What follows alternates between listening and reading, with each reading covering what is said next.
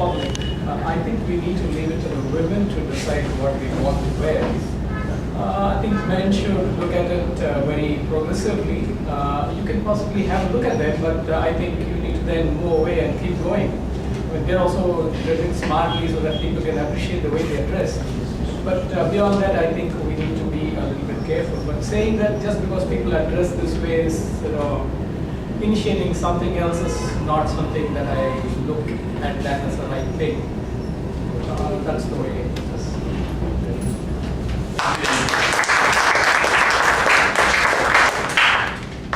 Same topic here. Can you comment?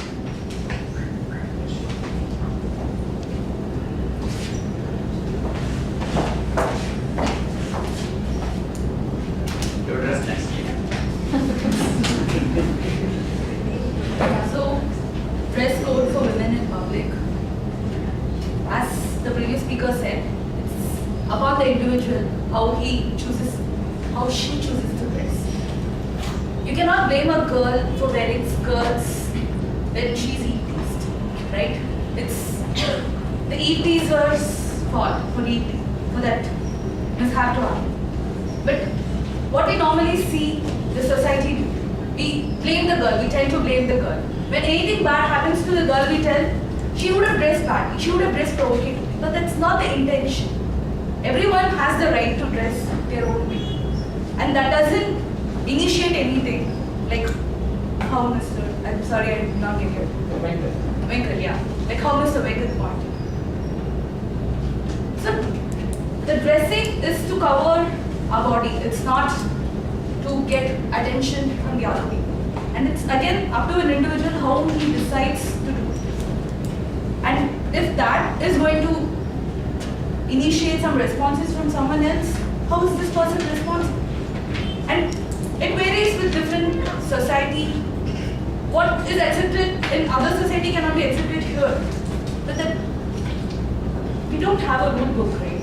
We can't be going around with a rule book thinking if this would be accepted and this would not be accepted. So again, it's up to the individual how she is willing to do this.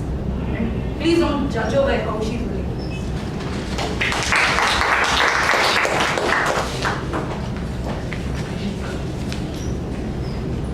The next topic is infertility. Now you are seeing most of the hospitals in MMR and other places. You see, there's the fertility clinics. Fertility doctors are all very busy. You have to get an appointment maybe 1 or 2 months to book and then go there and sit there and so on for fertility. So, in my opinion, this infertility is due to stress and strain in the official, working style in the present day. I would like to. Can you comment? Yourself.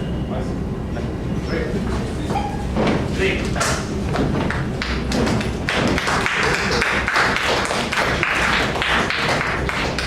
Thank you,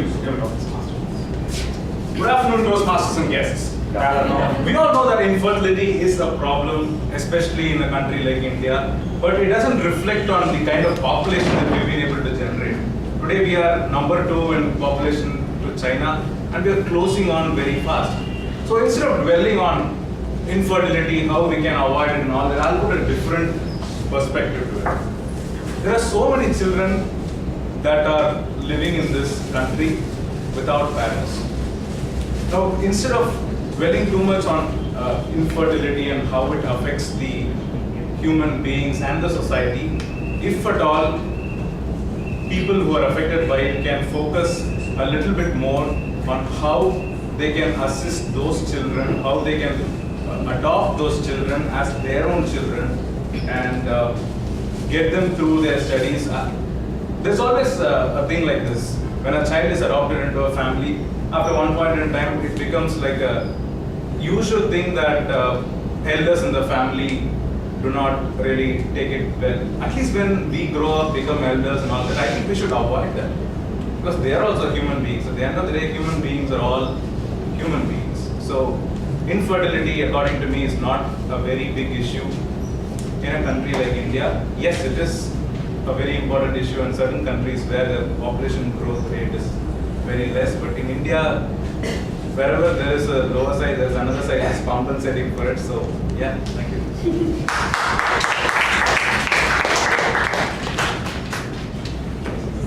Can any ladies want to comment on this one? If you want to comment on it. Sure, I can talk about it. Come.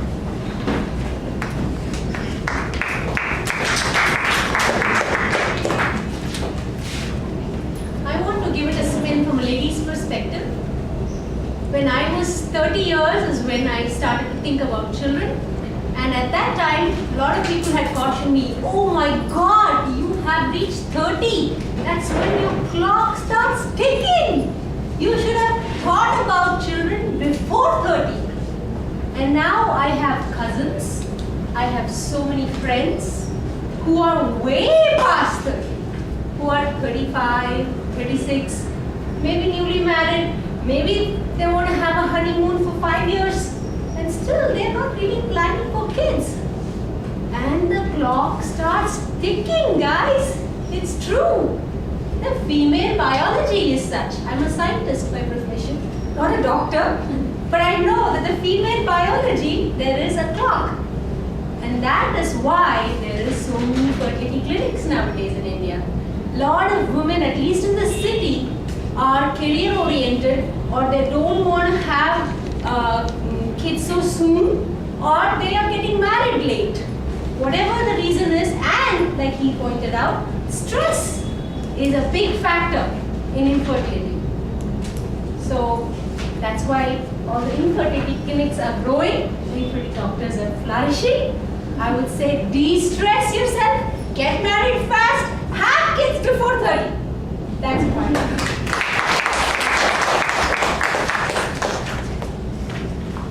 Now, ladies and gentlemen, the topic session comes to an end. I thank you all the participants and all Toastmasters and guests. Over to Mr.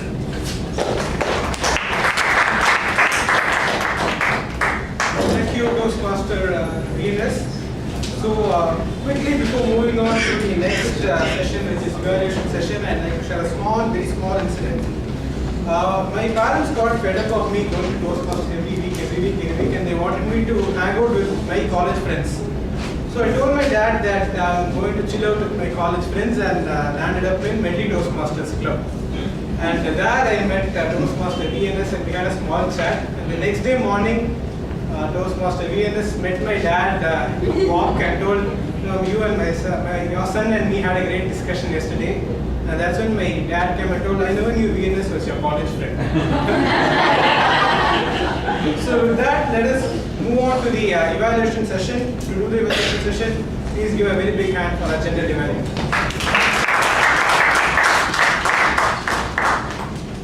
Thank you, Toastmaster. Now we are come to the important session, which is called as the lifeblood of the Toastmasters. So let's quickly move on. Let's have the evaluation sessions for the prepared speeches. The first evaluator is a multitasking guru, a conference co-chair for reverberations, VPE of Club CCC and VPPR of Medley. Put your hands. Welcome.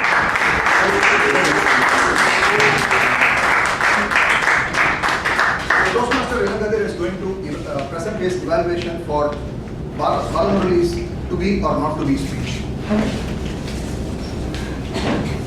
Every meeting, the Sergeant at Arms comes forward and tells the ground rules for a Toastmasters meeting. There are certain things in life that need to be reiterated over and over again, despite the fact that we know all those things. We still don't act upon it, so it's very important for someone to come and reiterate it to you all the time.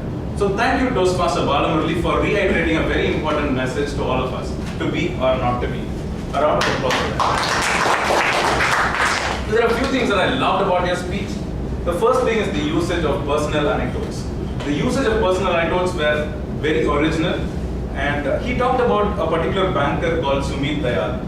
I happen to sit right next to another established banker, so I checked with the originality, authenticity of that person, and yes, it seems that Sumit Dayal is a very renowned person in the field of banking, so wonderful job done.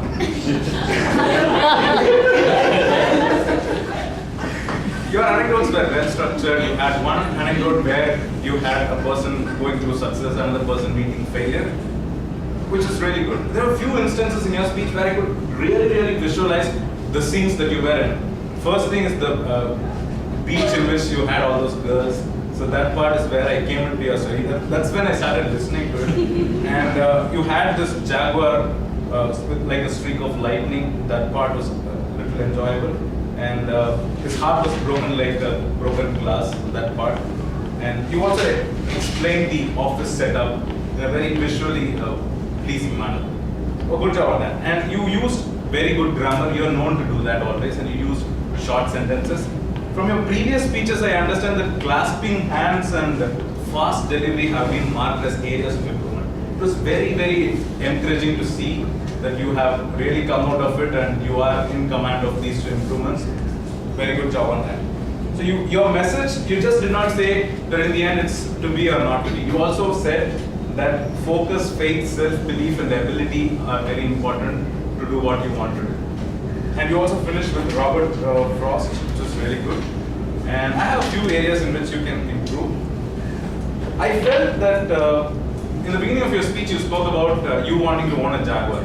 In the end, if you could have connected it back to what you actually did after listening to these two people, it would have been more interesting. I also felt that the coffee machine explanation part where you three people met, that part was like slightly out of place in the story. It was created just for the heck of how to say in speech, in my opinion. Maybe it didn't connect that well with the story. And coming to delivery, I always find you to be a little bit restricted than your usual self when you come to table topics. When you come to table topics, you are more refined or you are more flamboyant, but you always hold yourself back, try and avoid that, try to go into your full flow. And you've got to dramatize your speech a little bit in instances. And yeah, the opening should have been a little bit flamboyant. Try doing that. There might be miles to go before you finish, but the road ahead looks very bright for you. All the best of luck.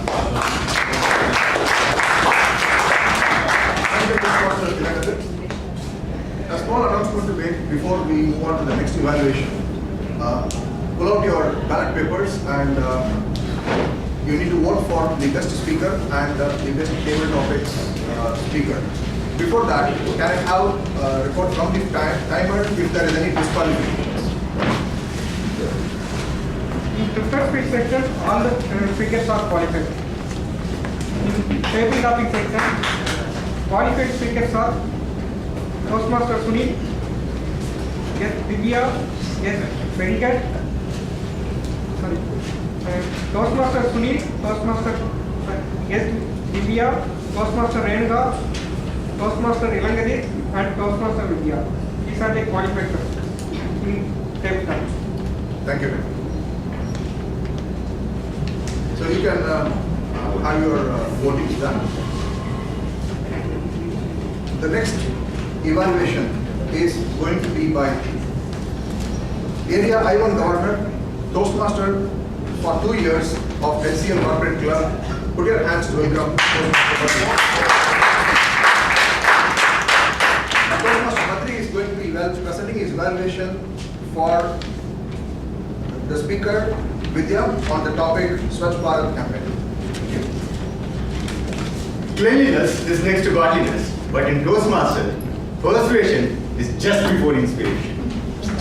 Toastmaster Vidya, your opening indicated how your nephew persuaded you to think twice about Gandhi Bharat when you were thinking about Gandhi's Bharat. So, your body language when you reminisced about that conversation, looking at the ceiling, your eyeballs going over there, and then portraying the innocence of the child and that of the kid, and then the adult Vidya. So it was explicitly brought out, and it was an opening to the proposal, which the audience could not question about the problem statement at all. A major victory for presenting any of the proposal. The problem statement well laid out. The proposer also needs to take the audience along. The audience is all about, the proposal is all about clean Bharat, and you related with the audience well. To those who sided with you with the problem statement, well, they have already sided. And those skeptics along in this audience, they started nodding when you talked about photo ops and viral videos. So at the end of the opening and the first few minutes, you had almost the whole audience along with you, receptive and waiting to hear from you. And after this stage, I just have a small suggestion about the way and the course the proposal took. A call for action needs a pat on the back and a hit on the head. The hit was painfully evident. It was said like, my mom packed the plastic bags. You don't. You don't travel on sleeper coaches, but you throw litter on the sleeper coaches. So the Koreans though clean marina and the Desis though dump on the marina. So the hits were painful because they were truthful. Okay. So my suggestion would be in case of proposals and when you already had the audience along with you, to pat them along. Maybe I would have suggested that our moms recycled, reused plastics. Our grandpa sewed the seats on the train, but some littered, and then you could take them along. So with the children and parents joining hands right from the project to the real work, there is just a reword of the proposal that could make people feel bad, feel ashamed about the Gali Bharat, and then take the step about making it a Swachh Bharat. Just a reword of the proposal could make this winning proposal win hands down. Over to you.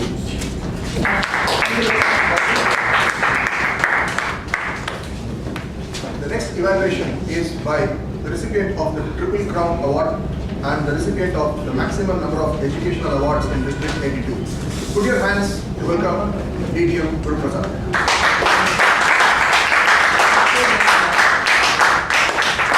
DDM Guru is going to be evaluating the stretch speech by Toastmaster Mohan. Enough of spectacles, referring manuals for evaluation. Let me stretch and become an evaluator from heart. Stretch was a fantastic concept delivered to us by Toastmaster Mohan. A concept delivered to us from his heart because he sincerely believed in stretching when we feel like life is letting us slightly on the downside. Thank you very much, Toastmaster Mohan. This is a much needed idea, a thought that everyone should realize and start acting upon. How many of you remember Professor L.S. Ganesh at was talking about the purpose of education? It's just, I know you did not think when you were busy. So, the purpose of education is to keep ourselves at peace. Realize the potential of our fellow human beings and letting them stretch and give their best. A concept narrated with a line of stories, most of them based on his personal experience where he was part of the story, starting from the supermarket where he watched those disabled people trying to give out their best, to his own colleague, to Arun, and another experience of his. He used all these stories, scene after scene, to reiterate his point of let us stretch for some time. It's well planned. Same kinds of stories, but with different characters, different scenarios, but still reinforcing the concept again and again. Yeah, Mohan, we are now sure that the reason to stretch ourselves is to give others a chance to relax and do their best is much needed. But still, I have a couple of suggestions to go ahead in this. This is an advanced level project. Why should you have chosen 4 stories to explain a particular concept? So after a couple of stories, we were again, what is this one more story coming up? You were trying to establish a point. Select one story or maximum 2 stories, elaborate to the extent possible within the time limit. So let us concentrate on certain events happening within the story and realize the importance of stretching. And particularly the last story did not connect with your topic at all. Could even awarded it. It had a slight tinge of insisting on stretch. Otherwise, the first stories were very good, or 2 stories were very good at getting connected with the topic. Again, the obvious story of your colleague getting hospitalized, coming back, we expected a lot of emotions from you and how you saw when she was really on that wheelchair and how you felt when she got down from the jeep and said hi to you. That change of expressions, the contrast of shock and joy, you told us a lot of stories about why we should understand stretch. Otherwise, a well-conceived idea delivered from the bottom of your heart with fantastic stories and narrated properly. Great speech, Mohan. Going to look forward for further speeches. So we are now completed the segment of evaluations for the prepared speeches. Time for voting for the best speaker. So timer, any disqualifications on the evaluation? Non-evaluated for 45. Thank you, timer.